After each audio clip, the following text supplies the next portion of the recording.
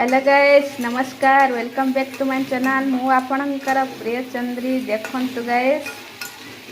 कौन बनाऊँ आज महाशिवरात्रि परदिन आज बनाऊँ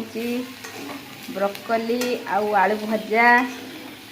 एटा देह पाई बहुत भल यार कैलोरी बहुत किसी अच्छी ब्रोकोली रे कैलोरी बहुत अच्छी आउ आपण माने जदि मार्केट रे पाउचंती देरी न करिकी तुरंत घर को नहीं आसतु एमती भजा करके खातु या भजा करके खाइले बहुत भल लगे आउ आपण माने जदि ब्रोकोली खाती केमती बनाती गोटे कमेंट करके कहतु गाइस आपण माने कमेंट करूना सब्सक्राइब भी करूना आपण मते सपोर्ट करंतु प्लीज गाइस देखंतु ना केते परफेक्ट हो गलानी ब्रोकोली भजा मु आपको परोटा सहित खाइबी